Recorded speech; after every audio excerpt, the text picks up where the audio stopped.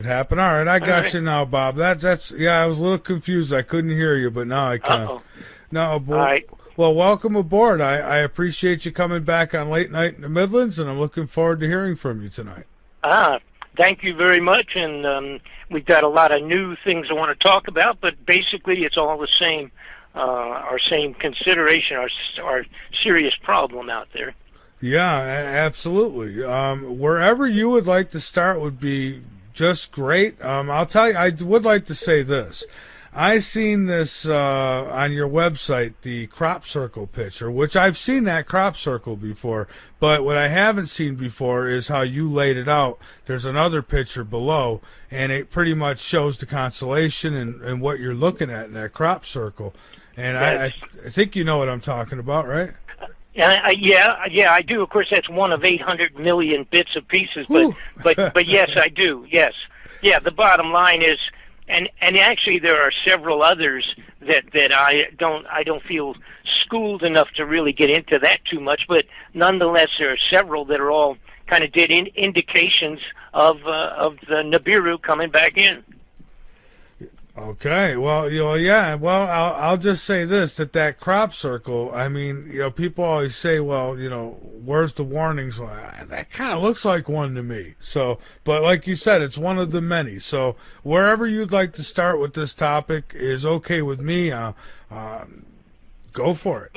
Okay, and unfortunately, because I've been doing this, not necessarily with this particular subject, but my investigative stuff, I've been doing it for so long that I found out that it's best for me to give a little bit of background. I hate to do that because it takes time, but I won't take too much time. But people have to, so that they understand, in my case, I've been trying to, chasing bad guys, basically, in government for so long, but there are people that don't know anything about it, and then there are people that know a little bit, and then there are people that know a lot, and then there, that kind of thing. So we kind of try to bring everybody up to speed in the first few minutes, on the entire situation. bring them up to speed on 100 years of corruption, and then we'll go from there. All right, let's do that then. All right, so 100 years of corruption coming up. Okay. All right. All right. Well, we are live. And I'll try to. You give me a heads up on when you're going to do your breaks, and I'm completely cool with this. It's about my 4,000th radio interview, so I'm almost understanding it now. All right, great. Well, we're live now, so we can go right ahead. We don't have a break coming up for almost an hour now. So okay, very good. But it's really a pleasure to be back again, and because we've spoken, and what has really occupied my time now for, it's been about over 3 years, but it even went back farther than that. But so, as I was saying, so that everybody kind of understand, this is even something that I would not have even put my name to this without having an awful lot, without being totally convinced that, in fact, this is a real situation. I'm not and I don't mean to demean anybody that's a reporter or anything of that sort, but I'm not like a newspaper reporter or a guy that's been doing journalism for a long time or anything of that sort. I ended up becoming, actually 30 years ago, I was accidentally, if you will, dragged into the corruption of government, and I was overwhelmed when it happened, like so many other people, when they really find out how generally corrupted the government is, right straight across the board. And it's a very interesting story, as I mentioned, going way back. We can't spend the time logically on giving those people that don't know me at all, but I'm going to try to give you a very brief situation. What happened was I had a business. I was in Atlanta, Georgia, and I had a business in the 80s, and I was expanding that company. It literally was very simply a toy manufacturing company. So It was totally not related to politics, not related to journalism or exposing government corruption or any of those things. I was just trying to make my first $1 million, the American dream, as they say. Yeah. And what happened was I merged my company with a company and a particular fellow that headed it up. His name was Gary Best, and he had he was owner, the president owner of a holding company, I guess is the best way to call it, and he had several companies under his belt that he owned under these variety of corporate names. But the bottom line was, my deal with him was to merge with one of his companies that delivered products to the 7-Eleven convenience store types of locations, a variety of things. And several of my toys he wanted to put into those stores, and it was a real good deal for me on the outside. Unfortunately, I never got paid, so it turned out obviously not to be a good deal. But what happened was this gentleman, using that term very loosely, this criminal son of a gun was in fact an arms supplier, an arms dealer supplying weapons to all of the small wars generated by the United States covert operations. He was representing the CIA, the National Security Agency, the Defense Intelligence Operations, the Air Force Intelligence, and a whole variety of the secret covert operators that actually ran all the wars around the globe. And lo and behold, they wanted to recruit myself. They wanted to utilize my toy company as a covert front, giving the reason for his people to travel into a variety of different countries, do different things.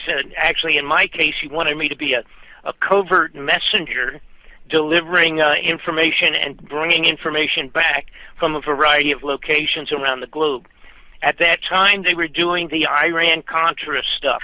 That's the Nicaraguan rebels and the revolutionary group there. And the operations were also later to be discovered not only unconstitutional and wrong, and they had, of course, the big investigations, for those of you old enough to remember it, the big investigations called the Iran-Contra inquiries at the congressional level. I became a federal witness in those investigations.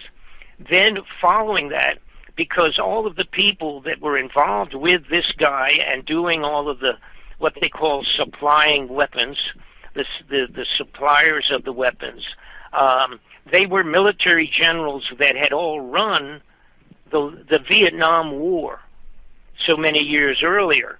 And, of course, they had carried on their arms delivery operations for covert operations in up to the future, and they were still doing it, and they were doing the same thing. Many of these operations became, to my shock, they were directly involved with narcotics, where they would actually deliver weapons, exchange half of the payment would be in narcotics, and actually fly the narcotics back to the United States, delivering it into the streets with mafia cooperation, as a matter of fact, but fly it literally back to our Air Force bases, our own air bases, unload the drugs off of the aircraft that were U.S. government-supplied airplanes that had delivered delivered the weapons down to some place, wherever it was, and brought the drugs back. So it was, to my amazement, what we literally had, quite obviously. And then I was to find out that it had been going on for years and years, 20, 30, 40, I don't know how many more years ahead of me, but it had been going on for years with our intelligence community doing the jobs that we hope they're doing, covert good operations, but they were a handful or half of it at least, if not more, were criminal activities involving the exchange of narcotics, and this was going right out with the nod and the approval of the President of the United States. So that's how and I was blown away. I witnessed it. I saw it. They were selling multi-million-dollar aircraft out of my toy factory. They were moving missiles, Hellfire missiles, through my toy factory, making the sales and all of that for operations all over the globe. And so that's what got me into it. And I preface all of that so that you get a general handle, an idea, and an understanding that, again, I'm not just some writer that met a few people and interviews a few people. Go ahead, excuse me. Oh, no, I was just laughing there for a moment. Because, okay. If you have a question, as a matter of fact, feel free, but otherwise it's best if I kind of just roll along with this and fill in the holes. Usually, before the question might come to mind, I'll probably answer it. Oh, you bet. So the problem was, well, I don't know. I guess it was really a problem. I ended up being brought back, not just after the Iran-Contra mess with all of these characters. I ended up having people from the Pentagon, from the CIA, the FBI, the ATF, and every other variety of, let's say, hopefully law enforcement agents contacted me, and congressmen and senators and the intelligence committees and what have you at the extreme highest levels, coming right out of the Capitol building and all the congressional buildings. What would happen over the next few years that turned into 30 years? But what happened is people would call me. A senator would write me a letter, or I would be called or contacted one way or another, what have you. And a lot of this was, by the way, before we even had the Internet. So they were, being sent to me by fax machines and things of that sort. But the questions were, coming from those folks, was over and over again, somebody would say, Bob, what do you know about this name? What do you know about this operation? Have you ever heard the name of this operation? Or do you have any idea, have anybody, this guy and that guy and that guy that was involved with your toy company, had you ever heard that connected to this other name over here? So I ended up supplying investigative research information that much of it became top secret or classified secret after I delivered it to them. In other words, it was something I had given them that was so hot, so important at such a high level that they would classify it after I delivered it to them. And basically, I was originally a toy manufacturer. Now, not to shortchange myself, I had, and part of the reason of how I had been targeted to be merged with this operation. By the way, it was called Vista, V-I-S-T-A was the name of the corporate entity that had all of these operations going on. And later on, I found out they were involved with so many things, including the blowing up of the Oklahoma building in Oklahoma back there, the federal building back in 95 or whenever it was. But they had their hands in many dirty deals, way beyond what I ever would have expected. So, I became a guy that was an investigative researcher with people, became friends of mine, congressmen, senators, Central Intelligence operatives. One friend that became real close, and she was a woman a little bit older than myself that had been in the CIA and connected all the way back to Ronald Reagan's time. And she literally wrote speeches and did analysis from the Central Intelligence direction for the Reagan administration and many other people at that level. So when as I moved forward, as I say, I got dragged into just a huge multitude of extraordinary investigations and inquiries. So a few years ago, and I won't go over all of them, but it even involved being actually contracted by Manuel Noriega's lawyers and doing request. I was interviewed by the Senate Intelligence Committee. I was formally requested to put together a report on the Oklahoma bombs by the Senate Intelligence Committee, et cetera, et cetera. Okay, so that's where it all started from. So a few years ago, I was used to chasing money, chasing senators and congressmen, et cetera, that had, in one way or another, were stealing, put it in blunt terms, and diverting or fraudulently getting a couple $1 million for a new house they wanted to build in Tahiti for themselves, or a new place, something they wanted to do over here, or a business they wanted to get into. But we're talking about the theft of millions of dollars usually, and $1 million is a lot for an average guy like myself and like most all of our listeners. But it became commonplace, so that if somebody called me and said, "Hey, have you ever heard of the so-and-so operation? It looks like they are involved with stealing about $10 million every couple of months for something," and those things became commonplace. But 3-4 years ago, I guess at this time, it's almost 4, I started looking into the disappearance of several $1 billion.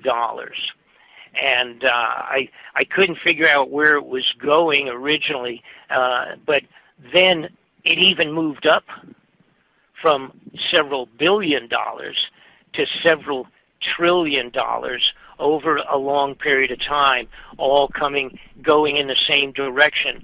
But the big problem is, as you can commonly realize, when you start talking about a few billion, or it moves into trillions, and you have a problem to figure out where could money like that go, because you have to realize that, like, even in these giant drug and arms operations. Now we talk about arms contracts that go out for the creation and study of new weapons and the manufacturing of weapons and aircraft and rockets and explosives and all of those high-level type of weaponry. It's easy. They can take a few million out of one little location and transfer it over here, or a couple million here and a couple million there, and pretty soon they've got a pretty good little bunch of money to use in any manner they want. But if you get beyond billions and start talking trillions, and then you really have something strange going on, even for the commonplace thieves out of Washington, D.C. And by the way, there's nothing partisan on this at all. My discovery was that the Senate, the Congress, and assigned people that are, let's say, at the ambassadorial level, the assigned people, the people that are not even elected and are appointed into these high positions of the administrations with each presidency, those people, there's no keeping track of it. It's so profuse. So as I looked into it, for one thing, I discovered that the gold was all gone out of Fort Knox. Absolutely gone. And a lot of people don't realize that foreign nations have huge amounts of gold. I'm talking tons of gold on storage or deposit in the Fort Knox establishment, which is, in fact, of course, overseen by the Federal Reserve System. The Federal Reserve System, to most people's surprise, is nothing to do with the United States government. It is a private group of banks many years ago that bamboozled themselves into a position of being the overseers of all the production of money for the United States. They are the overseers of the gold in Fort Knox and the interest rates for the world coming out of the United States. And they are a separate entity with no connection officially to the government, other than controlling the money in the entire globe. We had a couple back in 2008 and 10 when the money went bad all around the globe and they were having problems. A couple of countries, and one of the primary ones was Germany, came forward and they came back to the United States and they said, we have 1,500 tons of gold on deposit at Fort Knox. There has been no audit of that money, that gold, in years and years, and the last one was almost a joke. I think it was back in '74, and it was actually a joke. It was not a viable audit at all. They showed them like a broom closet filled with gold, and they said, oh, okay, it's all here. And that was the end of it. So they came over. The Germans needed the money. Their banks were on the rocks, and they said, we need to take a few thousand blocks. They need to take out at least half of their 1,500 tons, and they were told that they could not, and they would not get an audit. They would come back in 7 years. This was 2013. They said, you come back in about 7 years, in 2020, and we'll see what we can work out for you. That was their first response. So that was by our own Federal Reserve. And they told them that we're not obligated to give you or permit you to do an audit. So what also happened around the same period of time, Senator Ron Paul came forward, and he said the same thing. He said the United States people, the people that the taxation and the money and the gold in there belongs to the American public. We have to have an audit for the Senate and the Congress. They told him the same thing. They said, you have no permission to request an audit from us, so go away. So the bottom line was, and matter of fact, there ended up being several other amazing incidents I won't get into, but the International Monetary Fund of the European banks did the same request and were told to take a hike and go back to Europe, go away. And also then, just before, going backwards a little bit on this, just before the 9/11 synthetic terrorist event that took down the Twin Towers, the day before that, the fellow who was in charge of the Defense Department at that time, Donald Rumsfeld, came forward on a congressional inquiry, like one of the many that I was involved with, and he was asked a variety of questions, but he came forward and said, we have at the Defense Department, now listen to this figure now, he said, we have lost $2.3 trillion over the last few years that we cannot identify in our budget. The Defense Department literally had lost, according to them, $2.3 trillion. All right, so let me get back to my situation where I was trying to track some of this money, and which is overwhelming kind of a thing. And by the way, another point that I want to make is that in terms of having hands tied and what have you, people don't generally realize that senators and congressmen do not, most of them, with the exception of a few, most of them are not qualified, are not cleared to have secret or above secret or top secret clearances, so that when they sign off, the Congress and the Senate signs off on what they call covert or black operations, and it may be like one single contract for $1 billion, or it could be 5 contracts in one afternoon for $22 million each, going out to a variety of directions. They have no idea, in reality, where the money's going, how it's being used, et cetera, et cetera. All right, they're giving a general vague thing like something that will say so-and-so operations advanced study on solar system tracking, radar, and sonar. And it'll say $64 million going to the Bendix company or someone, whomever. Maybe it's Boeing, maybe it's whoever. All right? So they sign off on that, but they don't have the permission or the right or the clearance for these top secret inquiries. They cannot find out where the money goes. The senators and congressmen that represent us do not know, are not privy to where these covert operative monies go to. And this is, by the way, not even getting into the criminal side, like the narcotics-connected operation to the Central Intelligence, et cetera, et cetera. Not even getting into that.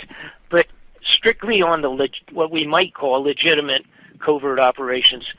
And a surprise to myself also was, although once I understood it, it became rather clear, but there are approximately 4 to 10 levels of secrecy above the president's office. So you actually have secrecy levels in our government where people cannot even look at a piece of paper, all right, relative to an operation, that literally are above the level of the President of the United States.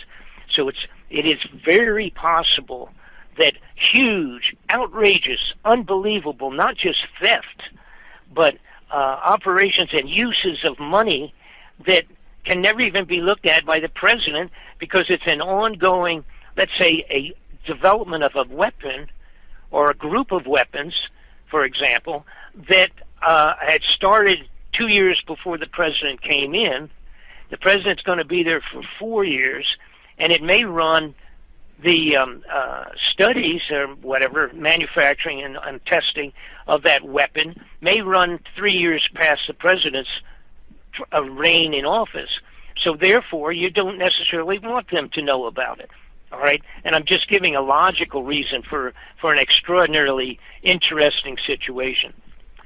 So I started snooping around. The problem that I had was, where did this money go to?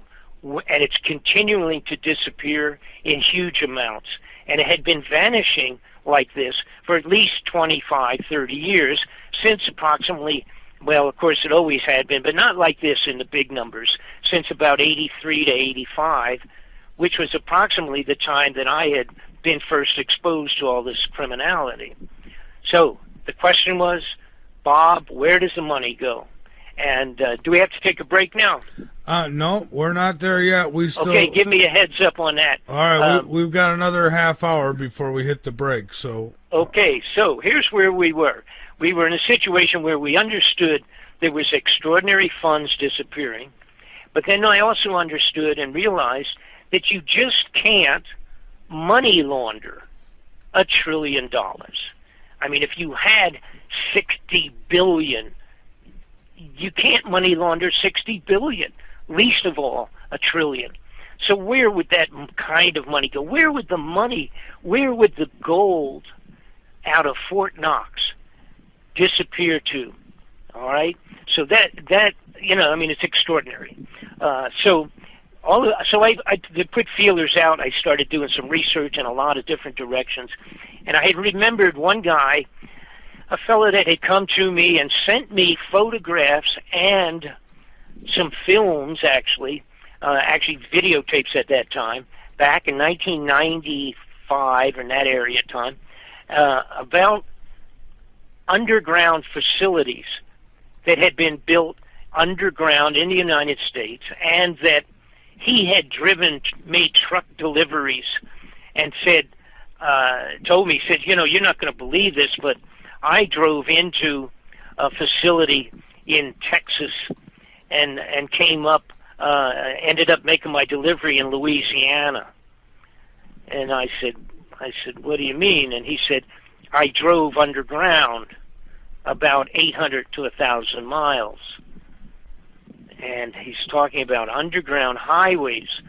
And he had sent me videos and photographs. At that time, I was up to my neck in other things of all sorts, and it was just something like, I didn't even understand this or what, I mean, it was just way over my head at that time, just trying to keep going with what I was doing, as I was testifying to the Intelligence Committee on drugs and on covert operations that were criminal, murders, assassinations, and as a matter of fact, I had completed an in-depth investigation for Congressman Sonny Bono. I had delivered it to him. We worked together, his office and myself, for about 8 or 9 months, maybe a year almost, and he finally contacted me, and I was living in California. They contacted me and they said, we're ready to go right after the Christmas holidays. We're going to have your inquiry that was directly related to the Central Intelligence and the White House connections into drug smuggling and assassinations. And I was elated. I was excited because the Congress, Sonny had set up to where he was going to have the ability to have subpoena powers, which means the people that were going to be brought up to talk about this couldn't just say, I don't know, I don't remember, that's above my level, or somebody else will have to answer the question. They couldn't sidestep it because they were going to be forced under the subpoena powers that they were going to be obligated to answer the question, or they could be put in jail until they answered the question. Commonly, subpoena power is not involved with Congress and Senate investigations. Sonny had set it up. We were ready to go. And 10 days later, he was murdered on the top of the ski slopes, pistol whipped to death, dragged up against a tree, and told by everybody that he had died with a stupid accident, running into a tree and banging his head on the tree and dying. That's completely a lie, and I did a separate investigation. If people are interested in that, I'm going to give you my address. I want to grab up a pencil and paper, write down my address. For those of you who are computer savvy, some of you, I know some of my older friends are not involved with it. I'm going to give a regular mailing address for those of you who are not on the computer and want to get some of our reports. They're all available on DVDs. They're all investigations that I was directly involved with and not externally looking at.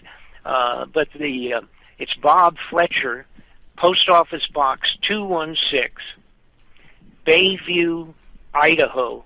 That's Box 216, Bayview, Idaho, 83803. 83803. If you want to write me a note, drop me a note, and I will return to you a little catalog sheet shows you what's available to you so that you can go over these things that I'm talking about. They're extraordinary, and they include people from the CIA being named by names with the biggest drug smuggler on earth, originally out of Cambodia and Burma, that area.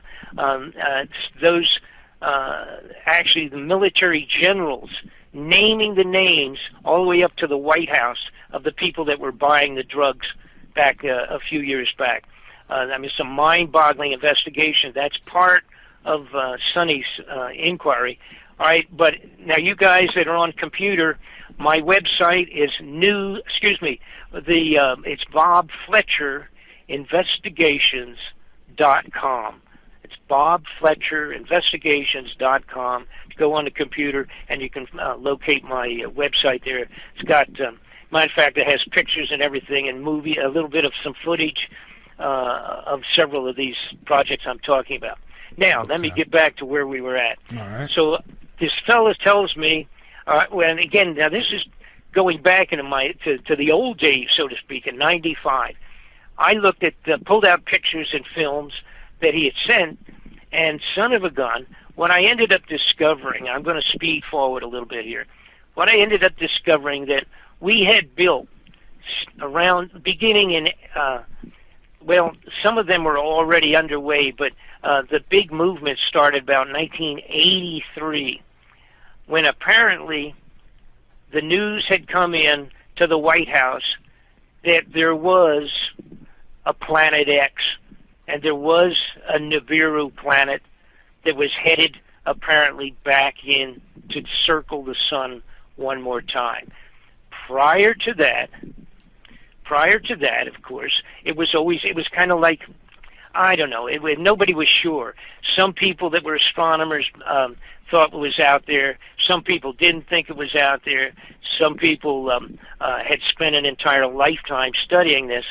But it was not until 1983 when the Reagan-Bush administration had sent out into outer circles of our own solar system the first infrared telescope that could send back pictures. And apparently that was the period of time in 1983 when it was realized that this planet was existence and kind of head back in. Now, the underground facilities had been started to be seriously constructed right around that period of time, and many things changed. Many things changed in Congress and in the Senate and in the projections and their budgeting. And they eliminated a lot of things from NASA. They changed and switched around. They started talking about a thing called Star Wars, which was to create some kind of weapons and telescopes and systems to keep track of. Actually, they were telling us it was the missiles that Russia or Red China might launch. The reality was that they were sending them out to do serious studies on the incoming potential of Planet X. So what we had was what apparently they decided to do, and this is where the money went. I figured it out finally, that track where it would go. They had constructed over the years 100 underground facilities in the United States of America. These are survival hideout locations for the elite, the criminally oriented elite of some of the highest levels of our government. And some of them are big enough to handle 8,000 to 10,000 people. Some of them are for smaller numbers, but nonetheless, most of them can handle 1,000 or 2. And of course, these are the wealthy, elite, separated personalities that control all the criminality out of our government. They have been supplying them via railroad cars, actually with train cars running into under the ground, into the granite mountains, if you will, into subterranean cities located all over in the most logical places in the United States. And they include a railroad system with magnetic levitated trains that can move almost at the speed of sound. They travel at 400 miles an hour underground. There's, of course, no intersections or anything, so they just, once you're in them, you just push the go button and zap. You're going magnetically levitated 400 miles an hour, so you're in your next location pretty quick. They have developed underground nursery growing situations underground where they not only have brought in foodstuffs, survival foods over the last years, but they have manufactured and created a manner by which they are able to grow food substances underground in many of the locations. And again, most of them or many of them are interconnected in the tunnels underground. Mm-hmm. Now, that's amazing to a lot of people. Maybe if there's, I think everybody sort of had heard stories about the underground operations and facilities at the Denver airport. All right, that's true. Many years ago in the 90s, I was down underground and had actually videotaped and taken pictures of some of the underground operations at the Denver airport. But that's not, that's one location. And again, we have Bob, approximately... Yes. Bob, where are those videos today? Because I know people would love to see them. Are they still around? They're available, everything that I'm talking about. All right, now, this is going to surprise people, I guess. everything that I'm talking about today, and I will be talking about here in the next hour or so, a couple of hours, is available. They are on the new DVD that I had finished and completed. The DVD we have, it's called Incoming. That's the title of it. It covers every aspect of the Planet X, and every aspect, I can't even talk, every aspect to how they build them. I have films from the underground facilities. I have still photographs of the underground facilities, not only in the United States, but in Red China and in Russia. The Russians have several thousand underground facilities that were completed and ready to go, so to speak, in the the last months of 2014 and 13. They had finalized, for the most part, the building between 2010, which is when they announced they were going to do it. In 2010, they said they were going to complete 5,000 underground facilities in 5 years. And they had completed it in 2014, around that period of time. They have most all of them done. One of the ones in Russia is large enough to accommodate over 50,000 people underground. The Red Chinese have thousands of them also themselves. They have been putting together underground facilities at the same time. And the European nations, several of them are cooperatively have created underground facilities also. Here's what we're looking at, folks. The realization at the upper crust of the major nations of the world in approximately 1983, around that period in time. At that point, it was understood and realized that Planet X, Nibiru, or Wormwood, as it's called in the Bible, was out there, was real, was coming back, and they secretly, covertly have been constructing underground facilities around the globe. Now, a few years back, in 2012, the group of these basically it's kind of a mutual construction situation here, where they know we're doing it, we know they're doing it, et cetera, and each one is doing it for the salvation of the limited few aristocratic elite at the top of each one of these governments. Now, in 2012, they got together as cooperatively, a matter of fact, an interesting global thing. They got together and they built what's called a seed vault, SEED, a seed vault. Mm-hmm. It is in the Norway-Denmark area, on an island actually. Just I think it's closer. Actually, it is a Norway island in the middle of the Norwegian Sea there, between Russia and Norway itself. And they built cooperatively in 2012. It was finished, and it contains every known growing seed of, actually not just one, obviously, but there's billions of seeds in the seed vault, and it is a under the ground, into the side of a mountain, deep freeze vault for all the growing seeds of the globe, so that they can reseed the face of the earth after Nibiru or other galactic type of a problem was to come. They didn't want to tell anybody it was Nibiru specifically, and they're not going to tell anybody. But the bottom line is, now if you have a computer, you can go on and you Google Seed Vault Norway, and you will get it, and you can see it yourself, the picture, location, all the rest of that. Now, all of this is also in our DVD. The DVD that I'm talking about, by the way, this complete study on this thing, everything that you would ever, that I'm not going to answer tonight because there's not enough time, but every question that might come to your mind, I'm going to guarantee you it's answered in the DVD set. and this is huge. Now, the DVD is 2 DVDs of 2 hours each.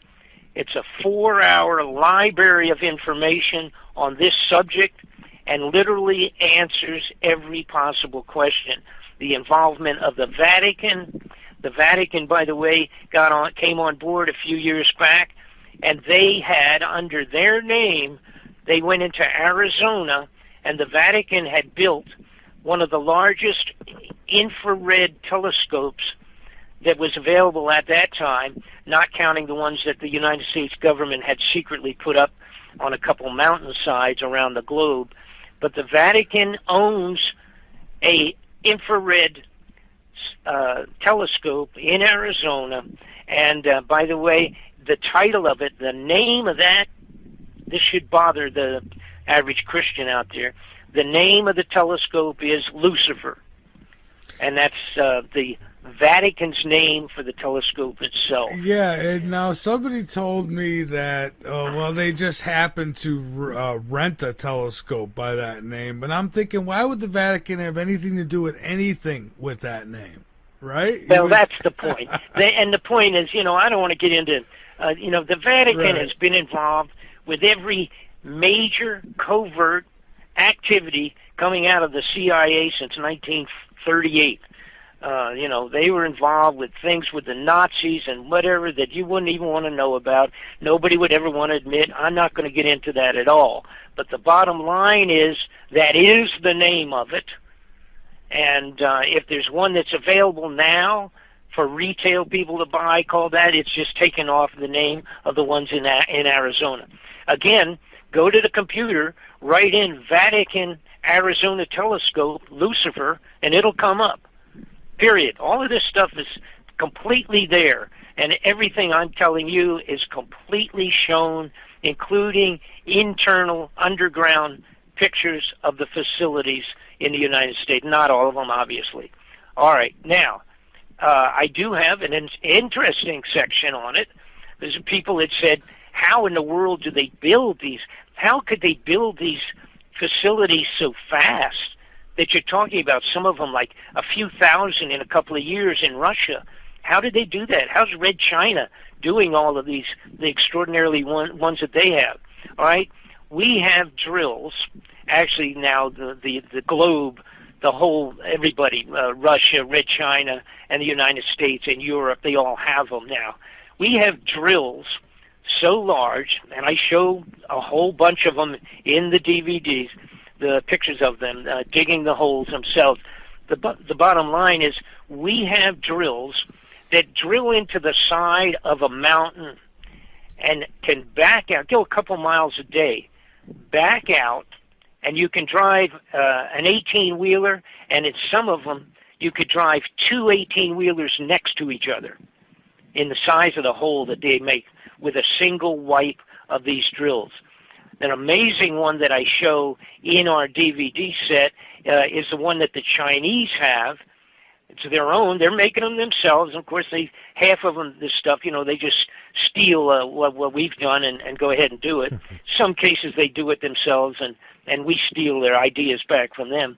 But the bottom line is the Chinese have one single drill that literally is 3 of these gigantic drills next to each other across, all right, 1, 2, 3, and plunges into the side of a mountain and digs these tunnels that are big enough for 4 18-wheelers to drive into the hole after they've dug them out.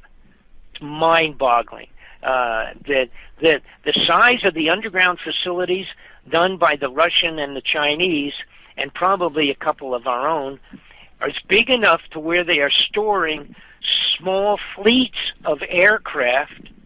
The Red Chinese have 3,000 nuclear weapons, full-size missiles, stored inside and underground, and entire battleships and submarines stored underground in these facilities.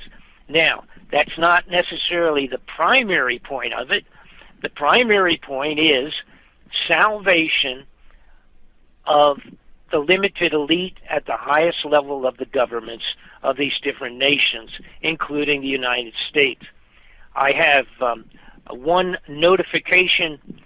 As a matter of fact, let me backtrack a little bit before I get into that part of it, and then I'm going to get into Nibiru itself, some of the information about the returning of this of the planet. All right, and we got about 5 minutes for about 3 minutes to a break.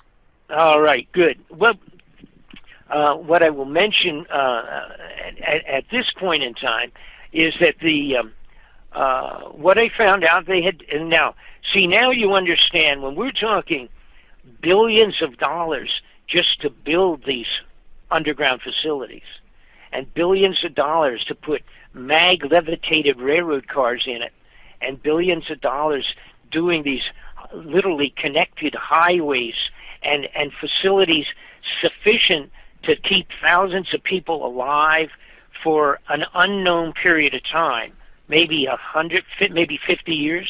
Well, it makes sense where the missing money, has absolutely gone. And so that was the aha moment when I realized all of this, and then there's still an awful lot to come.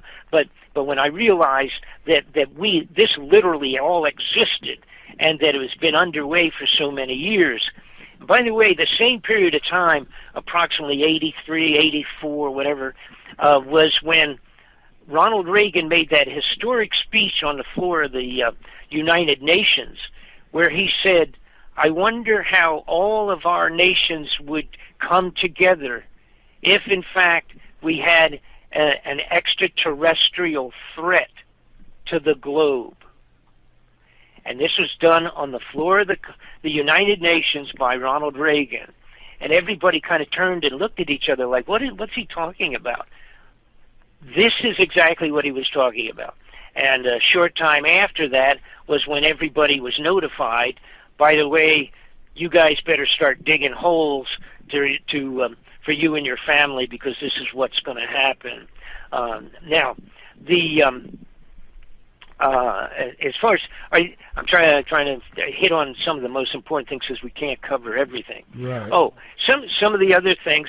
Well, I want to save the rest of the Nibiru and the some of the fine points about that for a little bit later. Okay. Oh, the big deal is this: during a period of time, let's say going back straight 10 years back, many companies that retail dealers and sales of survival foods, freeze-dried foods, the dehydrated foods, and the foods that can last for 10 or 30 years. Many of them actually going the last 5 years, couldn't get orders. They couldn't get they were ordering, but they were being backlogged. They were being told they were being back-ordered. They were being told, we can't ship that for another 90 days. We can't do this. Because the U.S. government had contracted and had obligated 95% of everything they produced. Every major company that did freeze-dried products were shipping to the government because they were filling the underground facilities with the survival foods that were going to last 10 or 30 years. And you couldn't even companies like Walmart, which is like that's a big company, and they had contractual obligations, and because they sell it on the floor, retail. But if you go through there, you'll find there's only a few cans. You go to a Walmart store, and they have this whole section there, and it's like they got like 35 cans and a few boxes of freeze-dried stuff because they couldn't get it, and they're still not able to get it like they want to. Because, in fact, it's going underground to the underground facilities in the United States. Now,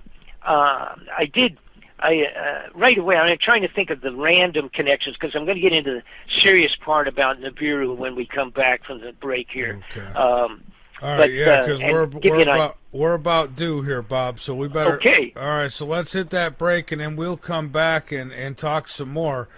So just hang on the line. We'll be a few minutes. Everybody, my guest is Bob Fletcher, And we're talking about Planet X. I've given him the floor. I've allowed him to give the backstory and work his way up to it, because that's what I do. I mean, he's got some information to share with you. I think you should get it, and you're getting it uninterrupted. How about that? So we are going to take a break. I do want to make a quick comment, however. We had a gentleman in our chat room a little while ago. He's a gentleman who's been in our chat room for quite a long time, somebody who's listened to the show, even been a guest. Nobody's safe. When you put links in my chat room, this is my chat room. I own it, okay?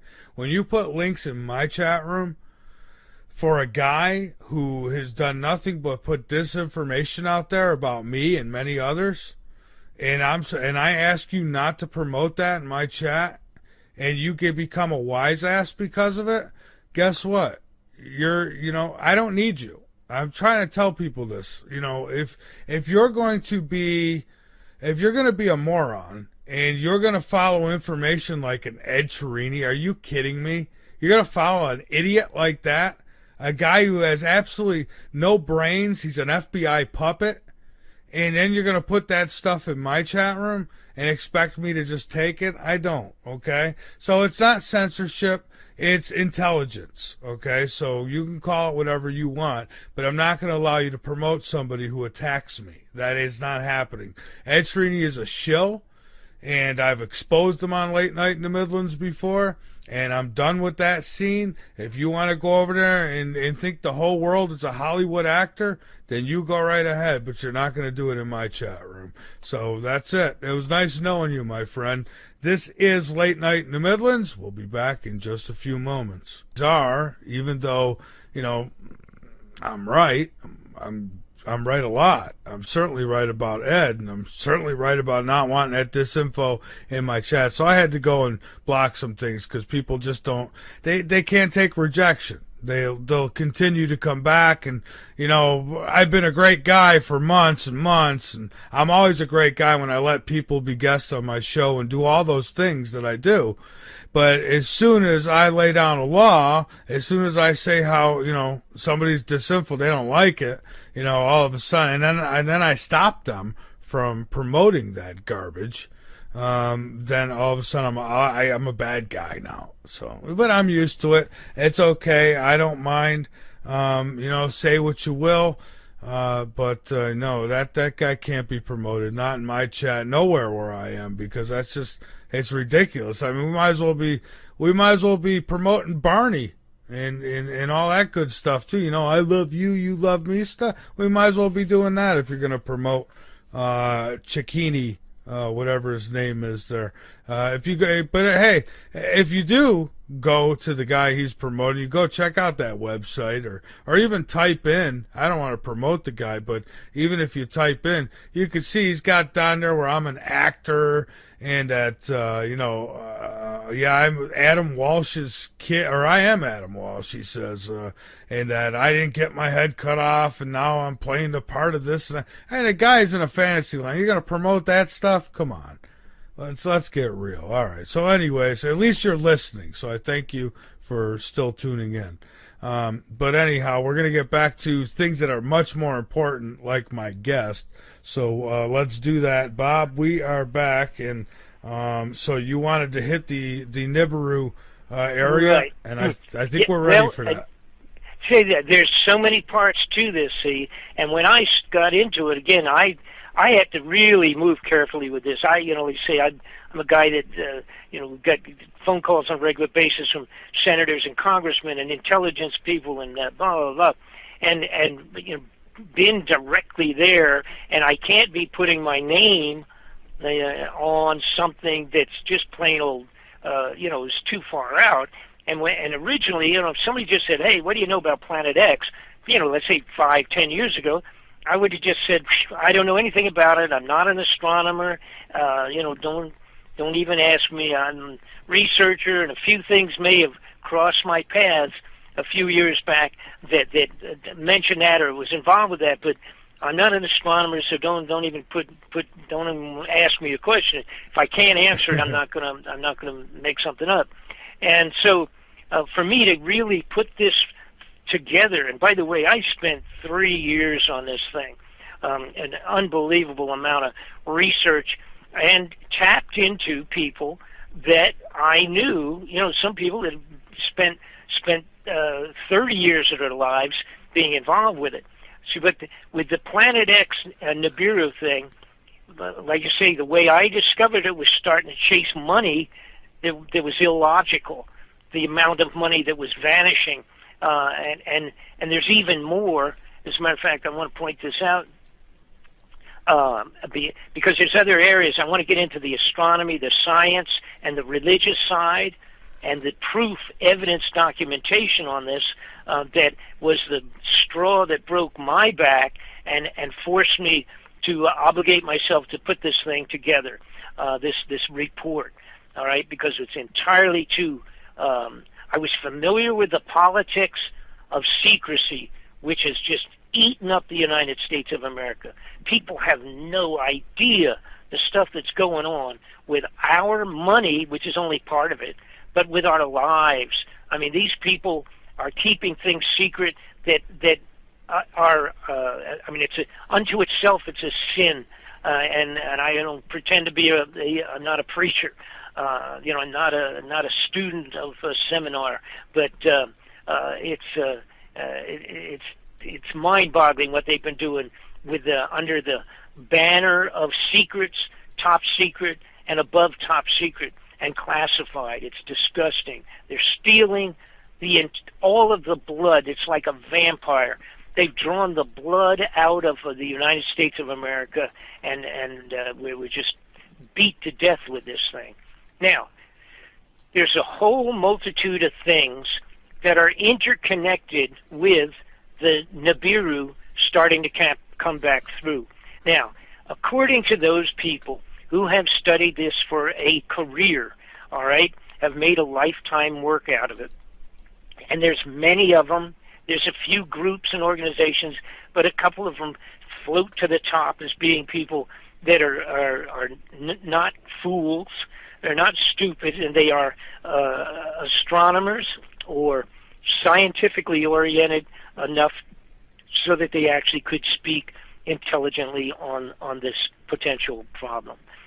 All right, to describe Nibiru itself, first off, it is supposedly, and this is analytical astronomy studies of gravitational effects, things going on out in the farther reaches of the planets and what have you, that it's approximately said to be 5 to 7 times the size of Earth in dimensional size. It has reportedly 4 to 5 moons of its own circling it, and it goes out. Now, there's two different thoughts on this. And both organizations, groups, etc., have my respect, and exactly which one proves to be correct on what I'm about to say. Actually, it doesn't make any difference, but there's a little kind of a dispute on potentials here, and that is that there's Dr. Sitchin, who wrote many books about the planet of Nibiru from his deciphering of clay tablets done 4,000 years ago, and they were Sumerian clay tablets.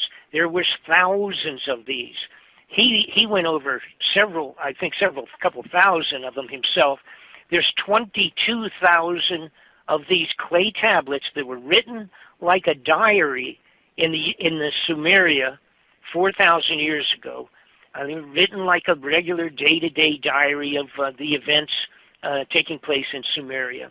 Okay, and they describe the passing of this huge planet that blocked the sun for a few days and then went back and disappeared back into the farthest reaches of outer space. And the description of all that he does, that's one very interesting source, but it's only one of the antiquated, old scriptural logging in a registration of this thing. The Tibetan monks have also written thousands of years ago the incoming and the passing of this planet. The Chinese, one gentleman, his name's Gil Broussard, and I fully respect his work on this. I think is probably the best, and he has spent years and years doing this and studying it. He literally went to China and lived there for a while so that he could get into the old libraries of the emperors of China, going back over 1,000 years. And when he went back and did his studies and spent living there for a while, he found out that they had logged in one of the passages of this Nibiru on a day-to-day basis, or like every 3 days. They logged it in. These were astronomers 1,000 years ago at the command of the emperor. And if you made mistakes as being a serving astronomer for the emperor in China 1,000 years ago, he cut your head off. So it was not like these people were making stuff up. This was seen, it was written down, it was logged in and registered in at the angles and all of that, and they were already studying and following the stars. Going back several thousand years, there have been many cultures that were involved with stargazing, if you will use that term, but really at an astronomical, poorly informed, obviously. They didn't have the education that we have now. They didn't know exactly what they were looking at, but they certainly could describe it, and they could describe the events.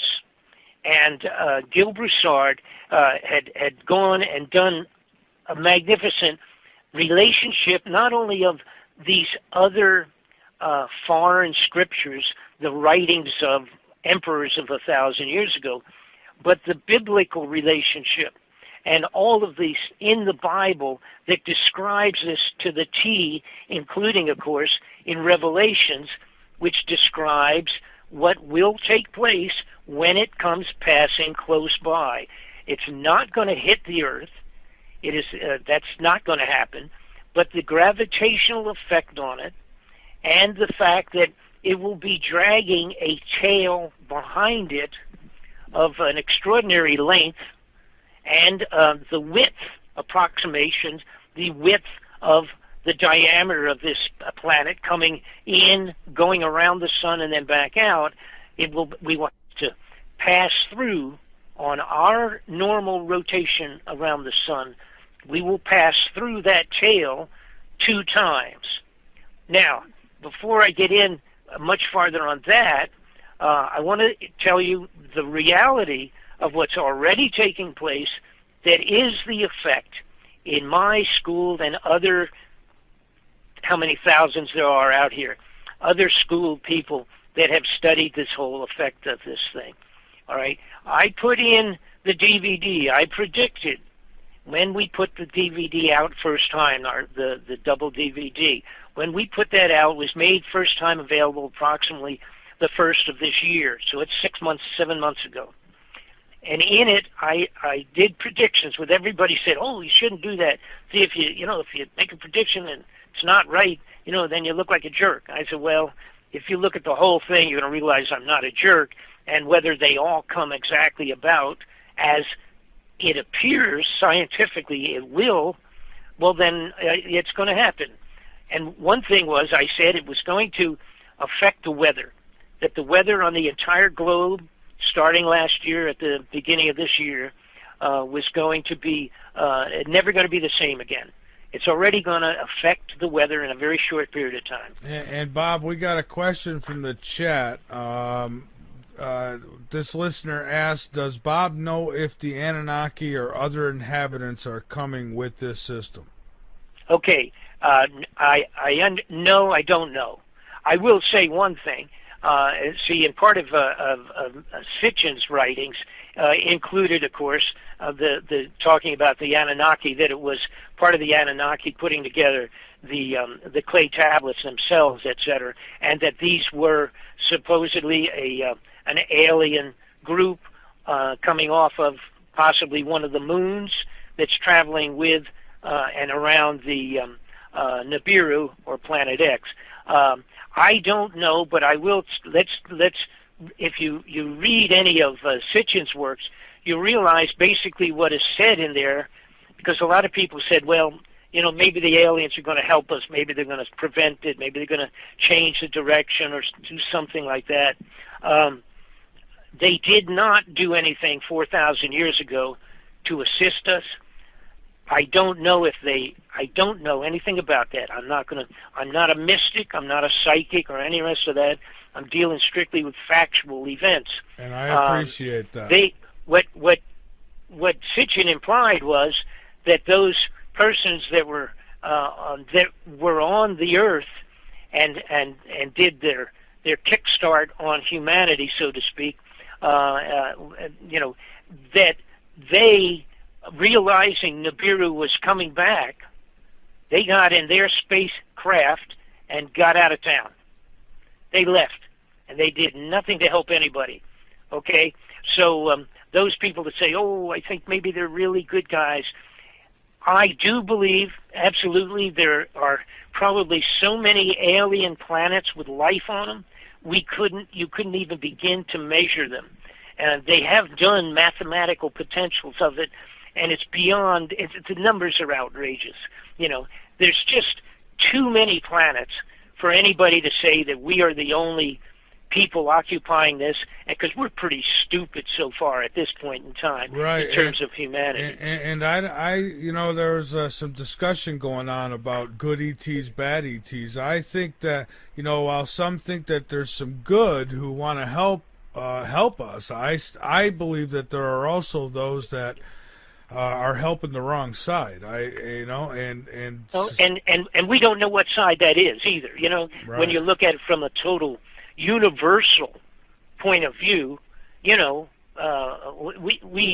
don't have enough information to make even a good judgment on it. You know what I'm saying? Oh, I do. Now, I think there's all kinds of good guys and all kinds of bad guys out there, and I think if we just take a sampling of the humans on the face of the earth, we got good guys and bad guys. We have some people who are so despicable that it's unbelievable. We're watching some things going on with ISIS that is so disgusting that it's hard to even imagine. Okay, and then we have people that, as far as I'm concerned, never did something on purpose that was wrong in their lives. They never planned to do a bad thing in their lives. And I think you got to take that same sampling, whatever that percentage is on Earth, it probably is throughout the universe. And also, you have to remember, there's more than likely, gosh only knows, a gazillion planets with people 10 million years ahead of us, and probably the same number of unknown planets with a life on it that are 10 million years behind us. And someplace in the middle is probably where Earth falls. Now, let me get away from that and get back to some of the interesting stuff. Okay. The bottom line was, in the DVD, I said, one thing's going to happen unless I'm wrong. And if I'm wrong, I would admit it. The bottom line is, I said that earthquakes and volcanoes were going to increase like crazy. All right? They already have. When I did studies on this, I found out also that the planets, the 9 planets, or whatever number we have now, starting from Pluto coming in, have been heating up. The temperatures being measured, it's been altered on all of them, changing in varying degrees. The scientists don't know why, or that's what they're telling us. They don't know why the atmospheric storms on some of these planets, whether you call it an atmosphere or not, the surface storms and volcanic activity and things of that sort are also taking place on these planets, and they don't know why. A couple of them have switched their north and south poles, or have altered, have deviated, or have deviated in their normal orbits, are jiggling in their orbits. They don't know why. All right? Now, as Nibiru comes back in from the very farthest reaches out, all right, as Nibiru heads back in, it's striking and doing things like a bowling ball going through bowling pins. And in the DVD, I said you can watch for an increase in the an increase in the deaths of animals and fishes and all of that. Remember, that's been going on for about 4 years. Birds falling out of the sky. And unless you study that, you don't know how many, and on a global basis, how much of that's going on. It has increased progressively. The numbers are in the millions of fish and birds and big animals and small animals just plain dying. They're calling it this thing or that thing, but they really don't know. And what they don't understand is that a lot of it is electromagnetic force variations in our solar system being caused by Nibiru headed back in. Now, I put on there also, I may have put a little section in it about the fact that the glaciers are melting like crazy. Big time. They're melting from what appears to be predominantly underneath the glaciers themselves. All right? They are, there's a brand new study, they're only out a few months, was finalized, it's a couple of years, and they came back from the Antarctic after being down there 3 or 4 years in succession. They came back and they said the melting of the Antarctic snow, ice, frozen cap of the Antarctic is at a non-reversible stage. All of it will melt. It is melting 6 to 8 times faster than it ever has before. And it is, all of that water is going in and causing variations in the temperature and in the saline, the salt count in the ocean. It's varying the salt count as well. Now, the combinations of heat from under, listen what I'm going to say now, from under the ocean volcanic activity that has cranked up in the last 2 years, the heat variation with that has changed our weather patterns completely. Not only is it doing that, but the water that I was talking about coming from the ice caps, predominantly the Antarctic is the biggest one of concern, has raised the water in Miami Beach on a regular high tide every day. And listen to what I'm saying now. Every day in Miami, the water from high tides are now going as much as 5 blocks into the city of Miami Beach. And a year ago, give or take a couple of months, they went in and put millions of dollars of water pumps in Miami Beach to pump the water. Every high tide automatically kicks in to prevent it from destroying multi-billions in dollars of businesses because the water has raised that high on the coastline of Miami. And this thing is not even close to being here yet, folks. And it is a long-term, it is a long-distance effect of the planetary effects of this thing within our solar system. Now, what I want to get into, that everybody always wants me to get into this early, but I'm not going to do it. And that is describing some of the potential, not only actual effects when it gets close and as it comes in, and what the worst of it will be. And I have to mention something. Many people, including astronomers, that that are at the level where they know about this and may shoot their mouths off about it, have been terminated. And it includes, a couple years ago, a group of astronomers who visited, had a meeting together with themselves to discuss this in, I believe it was Switzerland. And they were in a gondola, and the cable broke, and 12 of the most important people doing studies on this were dead in about a 15-second fall over the Alps. All right, we have a lot of other people that are at the highest levels of intelligence and potentially have been removed going back to the 80s and the 90s on this, where they may have known the plan for the underground facilities for the limited few and the plans for those people to go underground with our taxpayers' bucks, close the door behind them, and tell us lots of luck, and we'll send you a cable. The bottom line is anybody that comes forward and has the credibility. See, now I'm just a guy out here. It's easy to make fun of me or whatever, and say, whatever, what does he know and all that.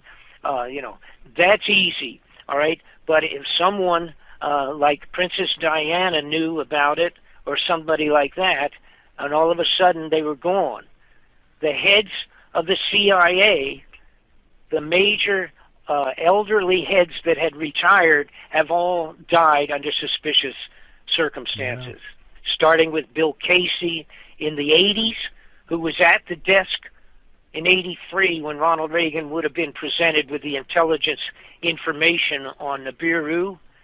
He retired, he didn't get to retire. 1985, he was in the middle of the Iran-Contra investigations, told a friend of mine, mumbled to my friend who was literally in the offices up there.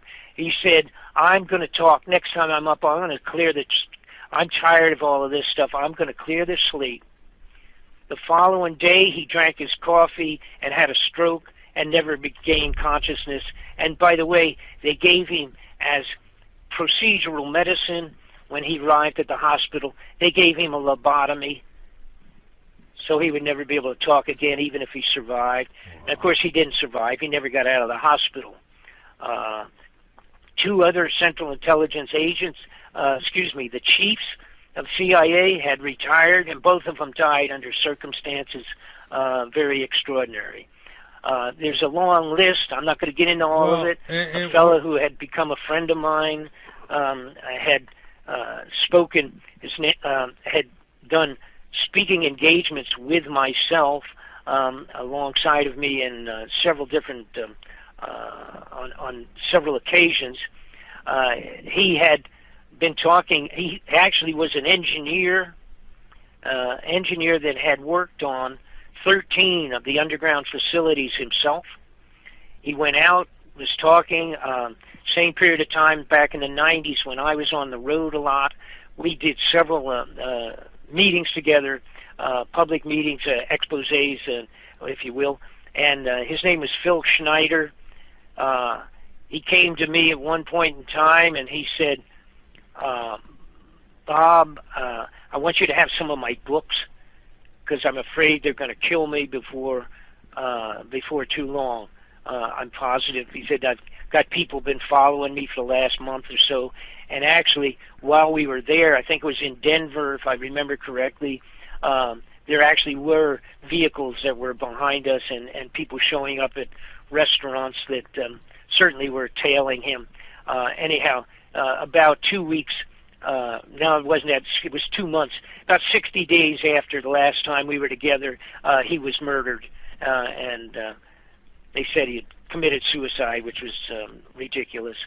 Anyhow, Phil Schneider was murdered. The guy that used to build, he did the design. He did the geological designs on the best way to build some of these underground facilities during his career. And when he came out, finally had to come out and talk about it, they eliminated him. Yeah. I want to get back to the big point that a lot of people want to know. I'm not going to do it yet, as a matter of fact. It's another important point I want to get to. That is the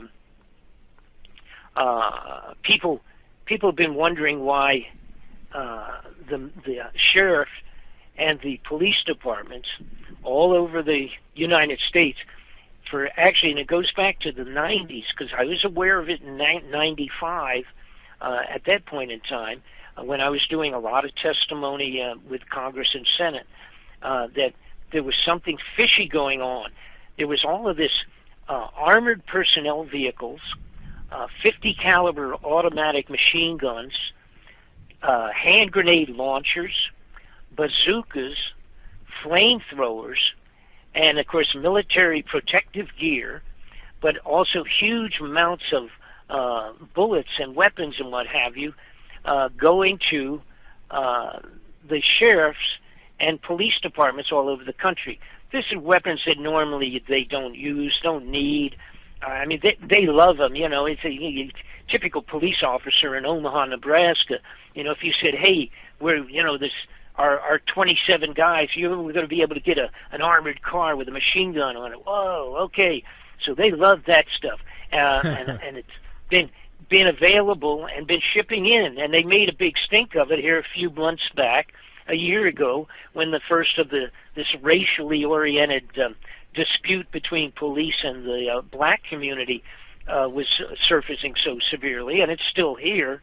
And a lot of that was the shock when the crowd control was being done with the local police department driving their armored personnel vehicles with their machine guns and hand grenades into the community. And everybody was saying, well, what's with that? Okay, let me explain what that is. All right? And by the way, it includes drones for spying and all the rest of that as well. Yeah. And they're working now on small drones that can carry automatic weapons as well.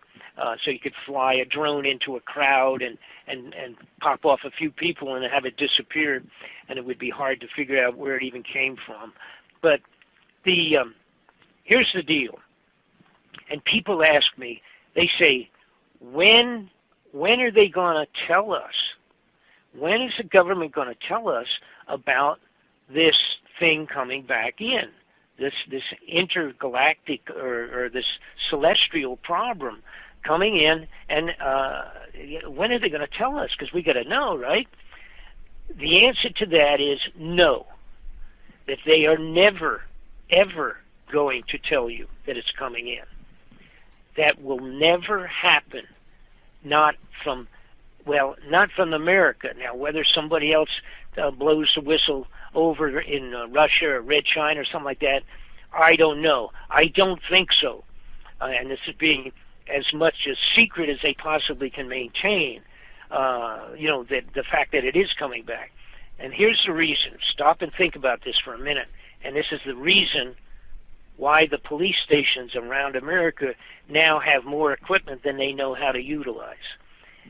The moment that it becomes official, particularly if it was announced by a person of interest, of power, if it was officially announced that, let's just take a date, and they say 90 days from today, a planet's going to pass close by, and it's going to cause Noah's floods all over again on the face of the earth as one problem.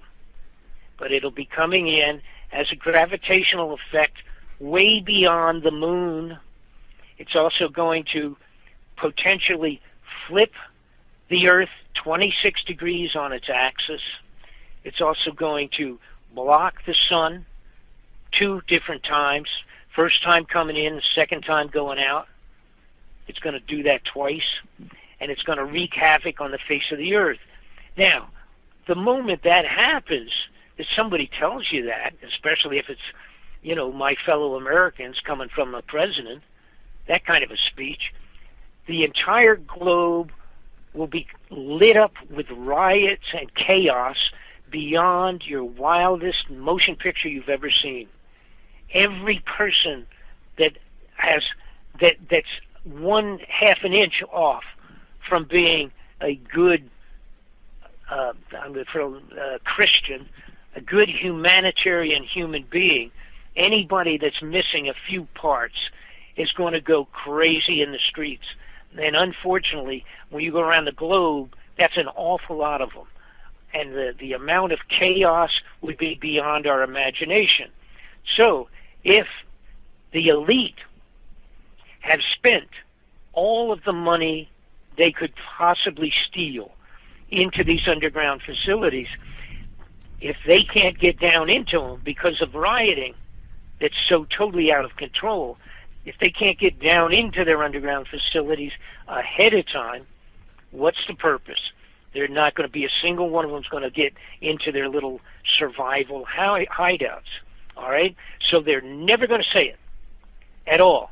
These police and sheriffs had signed on with a little simple agreement that said if they are given the permission and have the ability to, at a discounted price, get all of these weapons, all these exotic things, and the armored vehicles, and the electronic weapons to control crowds. See, an awful lot of it is crowd control stuff. That's what it is, all right? And all of it is that they are obligated that if there is a national emergency with martial law, that they got to come on board without belly aching and jump on with the Homeland Security and the presidential mandate for martial law when and if that happens. Now, nobody's being told that that's going to happen. They're just being told that if it happens, you've got to take these exotic weapons that we put into your hands and bring them along to help out with the crowd control.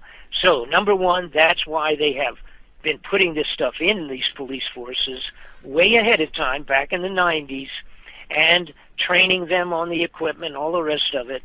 And also, one of the reasons why That was loud. Sorry about excuse that. Me? I said okay. that was... It's also one of the reasons why over 1 million... Actually, originally it was 500,000, but now my understanding is past to 1 million. 1 million of coffins were purchased a couple of years ago by the CDC in Atlanta. All right, the disease control under their banner. They bought over back then, several years ago, actually 2-3 years back. They bought 500,000. Now it's up over 1.5 million, is my understanding, of coffins designed, plastic coffin containers designed for cremation and designed for 4 possible people to fit into them. Maybe 2 children and a couple of adults could fit into a single, and they're patented specialized coffin containers that are built so as to not put out excessive residue when they're put into a crematory oven. We have pictures of 500,000 of these at the CDC's location in Atlanta, Georgia. That's included in, of course, in the DVD I was talking about. Now, let me get back, move forward a little bit on the problems that we are going to have as this thing. I covered some of the stuff that has already taken place. As we speak today, there's something like 35 to 45 volcanic eruptions taking place, full-blown eruptions while we speak. All right? There are earthquakes. The numbers of earthquakes are amazing. We had one 2 days ago in San Francisco. A fairly good size, 2.6, I think is what it was, something like that, big enough to shake people and rock and roll. The earthquakes and volcanoes are interfaced. There is a stress going on the entire surface of the crust of the earth and has been increasing on a regular basis. What that does, and there's a great new study, one fellow that's actually been able to study it and understand it well enough that when an earthquake takes place in 3 locations, it causes a given amount, obviously, a given amount of stress on the surface. And this fellow has now figured out by triangulation that, in fact, in 3 places where there are earthquakes, that there will be a volcano in a sort of like a triangulation situation with the stressing of the crust. So what he has figured out that after a given amount of time, like 2 to 5 days, something like that, with earthquakes at A, B, and C, he can show point D where a volcanic activity will regenerate. And many of these volcanoes are very old, 1,000-year-old volcanoes that have been dormant for years and years and years, and now, because of the stress situation, movement of the crust itself and the plates, all right, we're getting earthquakes which are generating then volcanic activity. There's a volcano a few months ago that started to blow 400 miles off the coast of Oregon. It's under the water. It is changing the temperature of the water. It is changing the fish direction, which is causing sharks. For now, all of a sudden now we have shark bites all over the place. Sharks are attacking swimmers. They're doing that because they are in a place looking for food, because the fishes and the krill and all of these surface fish that the bigger fish eat have been moved. They are looking, because of the temperature and the salt variations, they're going to different areas under the ocean. Now the sharks are showing up in different areas, and they're eating people. And they're trying to figure out, gee, why are the sharks all of a sudden doing all of this? It's all related to the altering of the seabeds and the variation of temperature and saline account in the salt account in the oceans. Now, I'm trying to hit on most important points of all of this stuff and make sure you get it in. Then I'll be glad to answer any strange questions people might have.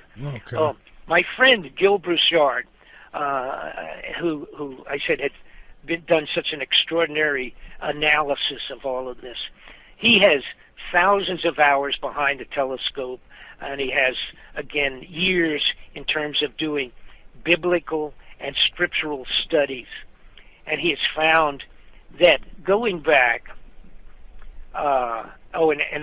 there's a point that I didn't finish to make last hour when I was talking about the size of the orbit, of whether it being 3,600 years or being less than that. There are 2 points of argument. Gil Broussard feels that it's more like a 350, 360 year cycle, an orbit of 360, 350. Now, if I'm misquoting him on anything, I apologize to Gil, but I don't mean to do that. But to the best of my recollection, he's at the 350, 360 years. Now, the reason is that he's gone back into studied geologically, astronomically, and biblically, as well as scripturally, in terms of other strange scriptures that may not normally be something that people look at.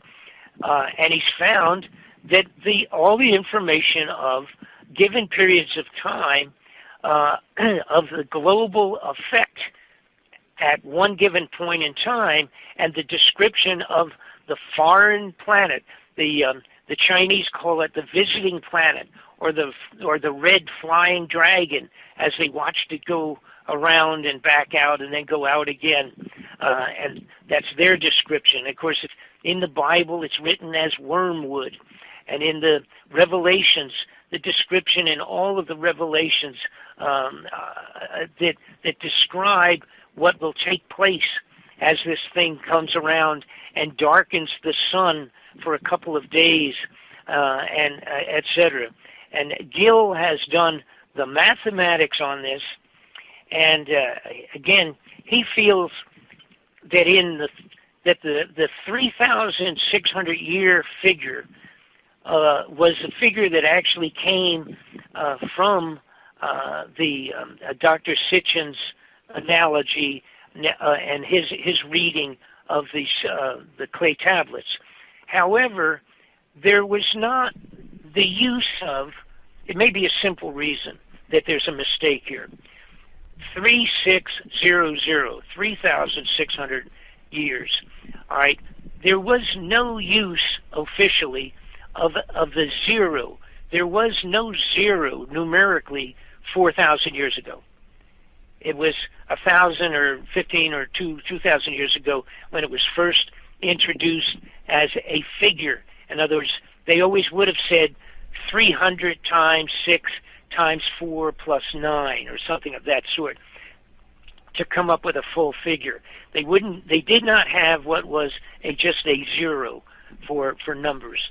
So the possibility of over the period of 2,000 or 4,000 years of that zero erroneously being put on there at the end of 360 might be where the 3,600 came from.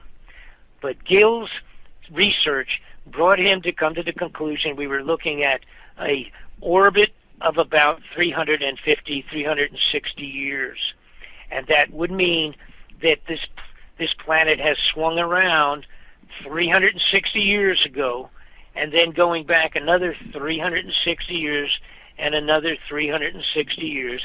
So in 3,600, it would have been here 10 times, and making it circle. It causes a tilt of the Earth of 26 degrees, apparently. This has been written scripturally several times that was what happened. And it can be done, see, it can be indicated by looking at the star locations and the constellations of people that had written down when it came around last, and you can go back and look at it. One of the most amazing, which I include in the DVD, one of the more amazing discoveries a while back was the discovery in Germany of what is called the sky disk or the star disk. This was created, if you will, manufactured or whatever you want to call it, but it was created during the Bronze Age in Germany at an excavated site similar to the Stonehenge. And it was an astronomer's location where 3,000 years ago they used to keep track of the movement of the stars. Now, what this is a 12-inch bronze disc. Actually, it's a little bigger than 12. It's maybe 14 inches across. And it is highlighted, and a drawing is done on this bronze disc, and it's done in gold. All of the drawing is done in gold itself. It's one manner or another. It's impressed into the bronze disc itself.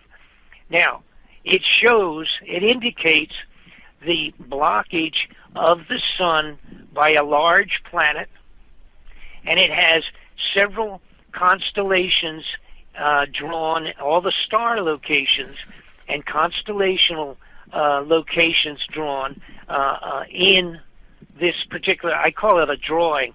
Actually, it's a, whatever you want to call it, maybe an engraving. It's sort of like a shield, as if it were a military shield, but it is not. I don't believe it was done that way. It's actually if you will, a like drawing on the sides of a cave, but it was done at the time when there was one of the passes, close passes of Nibiru. Now, a lot of people have looked at this as different things, but I carefully explain where the experts had come up with the concept that it is, in fact, a drawn picture of Nibiru's passing in Germany. This was discovered in Germany. Now, when you take modern-day astronomical computer programs, you can feed into those programs the location of stars and the location of constellations. And when you do that, you can come up with actually what amounts to being the exact date and time of the engraving, when it was done. By just putting it into the computer program, it'll tell you when it was done. Well, apparently this particular engraving, which by the way, I've shown this in both film and in still pictures. this engraving was done 3,600 years ago at 8:30 in the morning. And that's how exact we can be because of the star constellation locations. They actually are able to come up with the actual morning time of it, and apparently it was about, I think it was 8:30 in the morning when this thing was done. Now, what's strange or interesting about it is it shows a constellation on the bottom of this thing that should not have been seen in Germany at that time. So that was an incongruency. But then upon checking other activities on the face of the globe at that time, it was discovered that the movement of Nibiru, its close passing by its gravitational effects, had literally moved the Earth 26 degrees on its axis. So we expect and anticipate the movement of the Earth by 26 degrees on its axis when Nibiru passes by. Now, by doing the mathematics on so many different times and places and the events that had taken place during those times, Gil Broussard, and I completely respect his work, has come up with an approximate time that he expects for Nibiru to pass once again close by. Now, if you want me to hold, I don't know where we are on time for you on your break, because I'm going to tell everybody when the apparently the Nibiru will pass by. Yeah, let's take the break because we have one more, and then we'll come back and finish up. We'll have about a half hour to go, and you could get to the when it's passing by. So hang on with us, Bob. Folks, this is Late Night in the Midlands. I'm Michael Vera. Bob Fletcher is my guest. He had a lot of information to get through. I've pretty much just given him the floor to do that, and so there you have it. But it ain't over yet. We still have a half hour to go, weather permitting. We've been getting hammered here with one hell of a storm. I see the lightning through the shades. And the thunder is rattling my cage over here. But so far, so good. Knock on wood. It seems like we might get through this. And I've learned that there's, believe it or not, folks, I had no idea there's actually a hurricane that could be on its way directly towards us here. And so haven't experienced that yet. But anyways, a whole lot going on. And Planet X, it's on its way, according to some. If you have questions, you're more than welcome to call in after the break, or you can hit us in the chat room, private message those questions, and this way I could get to them. So we'll be doing that. So let's get back to it here. All right, my guest is Bob Fletcher. Bob, you know, some people probably don't like what they're hearing tonight, but you say that this is fact, and you know what? I was saying at the beginning of the show, I couldn't argue with people who make the case this is what's happening right now with everything, why everything is so whacked, I guess you'd say. But anyways, you wanted to get into Nibiru. Where it is, how long we might have before it gets here. Some are telling me December. Okay, yeah. According to actually the only person that's done what I would say, you know, really, I shouldn't say the only person, but there of course are thousands of people that are astronomically more skilled than I am. I'm not an astronomer. The politics, you see, all the politics of this mess it constantly comes in the same direction. It's pointing towards something of extraordinary situation is headed our way.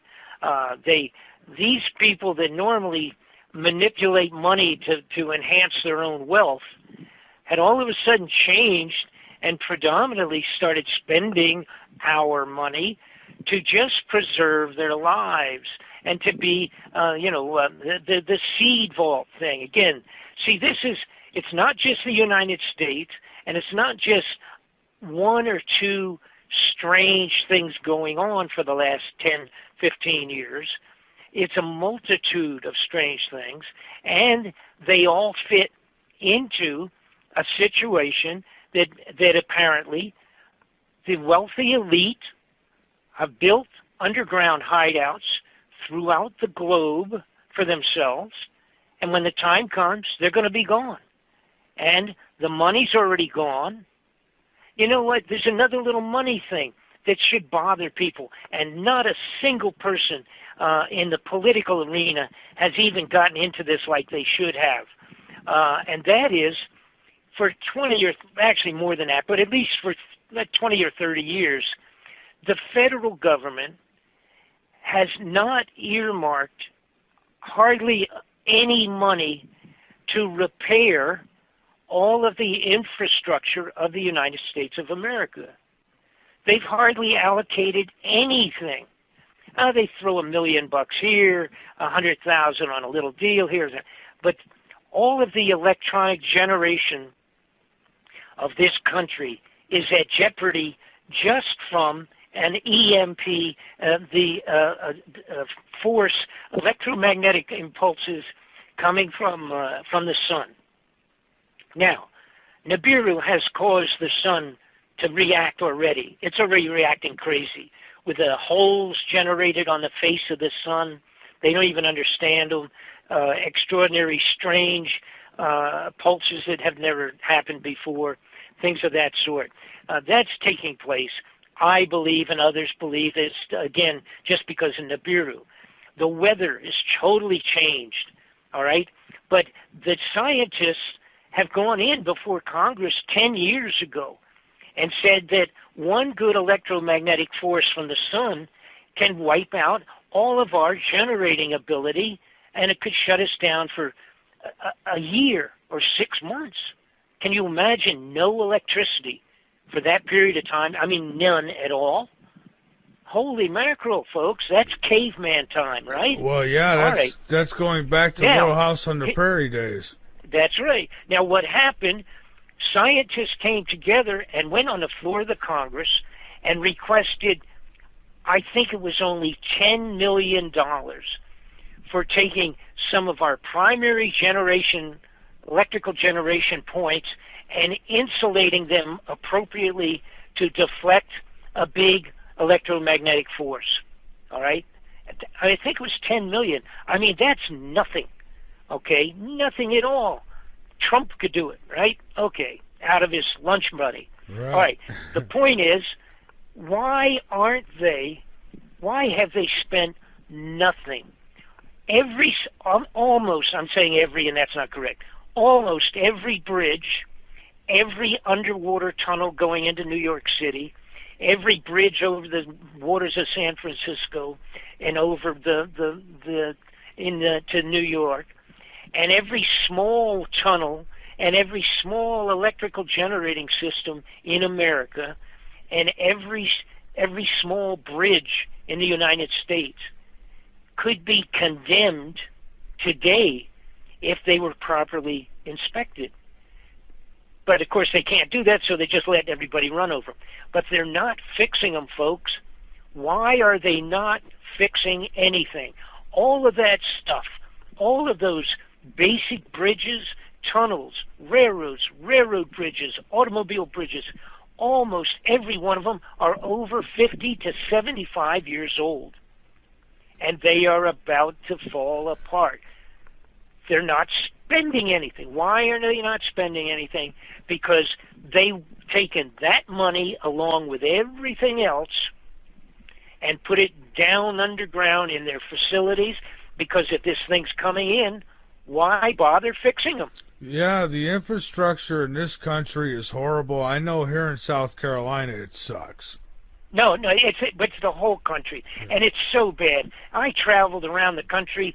I even was the candidate, and I'm going to say it, on a Democratic ticket, but it had nothing to do with the Democrats, but I happened to be on the Democratic ticket. I ran for the Congress in 1990 in Orlando, Florida, running against a corrupted congressman down there. and I did actually did extremely well considering I had no money and no background, so to speak. But I ran and came within 9 points of taking the seat. But that's another whole separate story. Matter of fact, see, what people used to say, if you're worried about the government, why don't you run for Congress? Well, I did. Okay, so back at you, I guess, is the way to answer on that one. All right, now let me get to Nibiru. Apparently, because of the historic scriptural information, and I say scriptural using that in terms of old script, Himalayan monks on the top of the mountain, biblical writings of every sort you could imagine, the corresponding dates and time of the passing of Nibiru has always been, as I am about to say, visually seen. And by the way, one reason we can't find it real quick right away, people always say, why can't I see it? Why can't we see it? Because it doesn't generate its own light. So until it becomes close enough to reflect the sun at the farthest point out, until it's close enough to reflect the sun, we will not see it. It is infrared. It requires infrared telescopic vision to see the thing, okay? And it's also it goes way out into what's called the Oort cloud. You can look that up if you want. OORT cloud. It goes way out into the Oort cloud, which is a huge bunch of junk floating around in outer space that encircles our entire solar system. And it's a big bunch of space junk. Okay, it's called the Oort cloud. You can look it up for yourself, so just another one little point. Okay. The point is it goes way out, so it's not easily seen. The other point is there's an argument as to whether it is on what they call the plane of the ecliptic. That is basically the flat plane, so to speak, the flat plane that all of our planets circle around the sun. If you sitting in a chair, you put your right arm out to the side, your left arm straight out, that would represent the plane of the ecliptic where most of our planets circle with us around the sun. If you go down about 12 inches with your hand, that would be approximately 30 degrees off of the ecliptic. Many of the astronomers are saying the possibility exists that Planet X is on a plane of its own, orbiting on approximately 30 degrees off of our ecliptic. So it would be theoretically, for simplistic terms, it would be coming in like from below and coming up on an angle, passing up around the sun, and then going back down on an angle to be out again, not on the same plane that we are all on. Okay, just a little scientific question that's out there. Well, so instead of it going from, say, right to left, it would actually be going from up to down, like through the discs? Well, yeah, see, you really get into complexities because it's hard to get a grasp on all of this anyhow, because when we draw it on a piece of paper, it's just flat, right? We got a flat piece of paper, you got a television screen, it's flat in front of you, and you say, okay, over here is a big yellow thing, and that's the sun, and here's 7 or 8, 9 planets, and they're all going around the sun, and that all looks real simple. The reality is, from every possible, if you going from the sun, from every possible degree imaginable on a 360 circle, things can be traveling on that circle. So it becomes, some kind of an extraordinary thing. You can't just say, it's not like you can just say to your neighbor, say, look, just go out there, look at the moon, go over to the left about a foot, and there it is over there, okay? Well, if it's coming from, first off, from behind the sun, there's a period of time that we would never see it. It's a very interesting point I'm going to make, and then I don't want to lose the rest of the time here. Where are we at? What do you have? How much time do you have? We've got about 10 minutes to go, and I do have a couple questions from the chat as well. Okay, good. I want to expedite this then. Remember the Russians had that meteorite that came in and exploded and blew windows out? Oh, yeah. right? Everybody saw that, watched it. It was amazing. Nobody in the globe ever saw that coming. Never did they see that coming until it was passing through into our atmosphere and blew up. Even NASA didn't know? No. No one knew. The Russians didn't know. The Americans didn't know. NASA didn't know. It came in like a surprise package from, quote-unquote, behind our visual point of the sun. They were waiting for another one, as a matter of fact, that they knew about. And they knew all about it 5 years ago, that it was going to come in and pass and go around, and then this thing came in, boom, as a surprise. So when people say, oh, well, you can't see it, like one very prominent radio guy that interviewed me, is an old friend of mine that actually said that I was the reason he got into talk radio, one of the most popular guys on talk radio, all right? He doesn't believe this. And he says, if I can't see it, I don't believe it's there. Okay, well, you can measure the IQ from that one. Anyhow, all right, so, but moving back to it, it's going to be seen in December for the first time. Now, Mr. Broussard says this December. It will be seen in December. It will take January, February, March, as it gets bigger on a daily basis coming inward. And then in March, and I'm quoting Gill, the 26th will be its closest point of pass going around the sun. And then it will go around and go back on out. He is feeling and again, this is because measuring all the previous times in history when it was said to be seen, and it was written in and logged in, and where the sun was and where the earth was, where the stars were, et cetera, he feels the most likely time is this December for the first sighting of Nibiru by telescope, and then visually by your own eye, if where to look. Okay. If it does not happen this December, he says it would most likely then not to be a concern until the next December. It appears that in all of the writings of all the times, including the Bible, of when the stars were blocked and the showers of meteors and the water flooded like the floods of Noah and all of those things and all the rest, not just biblical but other scriptural identifications, it appears that it was always December, January, February, March, and April, and then back out again and be gone for at least 350, 360 years. Now, it could vary in the amount of destruction. The problem is, number one, the flooding, because of gravitational effects. It could be like Noah's floods, yanking the water right out of the seabeds. It could, according to old writings, it could, in fact, tilt the Earth 26 degrees on its axis. When we pass, now again, you can visualize this, if you will. Visualize the sun as a basketball or whatever, and take a golf ball, being it's not quite that big, but basketball and a golf ball. The golf ball being Nibiru's coming in. When it comes in, it will take us one hour to pass through the tail, and that's by taking the measurement of the diameter that they expect it to be, and taking the Earth to go through it and actually.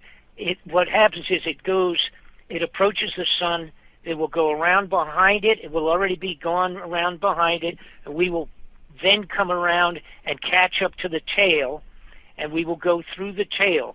We'll take an hour traveling our normal speed going around the sun. We will pass through it, remembering that the Earth is also revolving, so it will expose whatever a certain amount of geography to the frontal exposure of all of the space junk that's coming behind it, like the tail of Halley's Comet. which, by the way, is 24 million miles long. We have no idea how long this one is, but we will only go through it once. Then it will travel around and it will take 155 days at its passing around, and we would go through it a second time when it has gone on out, the Nibiru had gone on out into space again to be gone for and leave us alone for a while. We will pass through it one more time. So we have 2 periods of time separated by approximately 5 months, which, by the way, happens to be biblical. The biblical description of it, of wormwood coming around and 5 months of tribulation beyond our imagination, and then calm after it departs. That's all biblical stuff. And again, Gil's feeling that if it's not available, not seen December, January this year and coming on in, then we're probably okay for another full year, because it is on the time of Passover between March and April when the problems existed from it previously. Now, if I can answer any questions, I will do so. Absolutely. One question was, are you aware of photographs of Planet X? I guess people want to know where they can go see it, where they can, where they should look. Like NASA had that block on it for a long time, or Google Earth did, or Google Earth. Sky. You're talking about the location to see it? Yeah, like if... No. And there are a few people that are saying, "Oh, it's here and it's there and it's everywhere." The reality is, here's what I think is going to be the best signal for us. Okay, and again, I said this earlier. In the United States, and I believe they will do it in the other parts of the world, there has to be martial law in place before December. Okay, the feeling again being that by the time it becomes visual and seen, in reality, where you can actually say, "Oh, there it is," and it's getting bigger every night, and it's coming inward, and it takes December, January, February, March.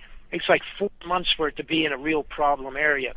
The first thing to go out are going to be satellites and that type of thing, electronically. That'll be the first problems. Then we're going to have meteor storms, and we're going to have stuff falling into the oceans that's going to cause tsunamis. And by the way, I have to point this out too. Just a couple of weeks ago, the fellow who is considered to be, I always get his name wrong. Yeah, I think his name is Katu, Dr. Katu or Katu. Oh yeah, he's Kako or whatever his name. I apologize to him. He was on ABC, at CBS, and CNN, all of them, just less than a month ago, a couple of weeks ago. And he said that they are anticipating off of the coast of Oregon. Remember I told you there's already a volcano. They're keeping that quiet. They're saying that there's a big, strange, unusual blob in the water that's heating up the water. Believe it or not, that's what they're saying on television, a blob. It's not very official. But they don't want us to understand what's going on. They don't want you to put 2 and 2 together. Okay, Kaito was on all the major networks. He said they are anticipating a movement of the plates seismographically off of the coast there, the west coast near Oregon. That's where that volcano is already bubbling. They call it the Cascadia Zone. And they expect it to have an earthquake there under the water and generate a tsunami that will totally destroy the entire west coast of the United States, from Northern California to Alaska, completely wiping out Seattle. Well, and they are anticipating it, and it was on television with him explaining it and talking to the people about it. And, of course, that was quickly vanished, that son of a gun. But that's in that same place where I said the volcano is already bubbling and already heating the water and changing our weather. Now, Can I answer another question? Yes, please. The next question is, I have a couple more here we'll get to. The next one is Jade Helm. What's your thoughts on it? Sure. Jade Helms is a practice for martial law. I knew nothing about it when I did this. When I put this thing out, finished it up in the first of this year. I knew nothing about it. I have to tell you, not only is that a practice dry run, but they did one in 1984. It was called Rex 84, but it's more serious now because of what I'm talking about. And I will also tell you that what upset some people, and they didn't talk much about it, Red China had a duplicate exercise about 3 weeks ago, practicing controlling the public in the time of an excessive, uncontrollable public. And that's what it is. All right, great. And last but not least, does your guest recommend a underground bunker, and if so, how far down? Okay, here's the point. You cannot, and you do not have the time, and you cannot, you couldn't do one if you started now, but there are underground bunkers. I don't sell them, but there are underground facilities. They'll cost from $300 to $1 million, and you can get an entire floor. They're completely finished. They're done. They're in atomic silos, the old atomic weapon silos, fully converted, very luxurious, with that foods and all the rest of that. You can look these up yourself. Look up public silo underground facilities. If you do that in a computer, you'll find 3 or 4, and you can go and buy one. If you got $1 million, you can get one. All right. Well, sounds good, Bob. We're out of time. I thank you for joining us, and people can go to your website, obviously, and learn a lot more, right? Yeah, go on the website. Matter of fact, I have colored pictures of the underground facilities. I have a list of every location of the known underground facilities. Well, I'd maybe say most of the known ones. And by the way, it's and again, you folks can write me at Post Office Box 216 at Bayview, Idaho 216. The zip 83803 for the people that are not computer savvy. Those of you who are computer savvy, go on my website, Bob Fletcher Investigations, and all the information's there. I highly recommend get the DVD package, 4 hours. We pay for shipping. It's $24.95, and it's an entire library. It has all of the answers to your questions. And God bless everybody. I hope that I am really wrong on this one. The bad part is everything I've done in the past turned out to be correct.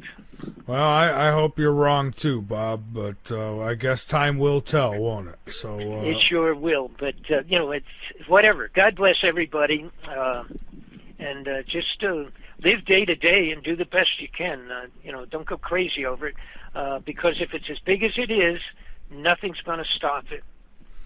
All right. Well, Bob, again, thank you so much, and we'll have to talk again very soon. I appreciate you coming on. There's going to be some backup information I'm going to want to give you guys. All right, great. Well, just please email me, and if need be, we'll have to pull you back on for any updates. So thank you. Okay, very good. Take care. All right, have a good one. Bob Fletcher, folks.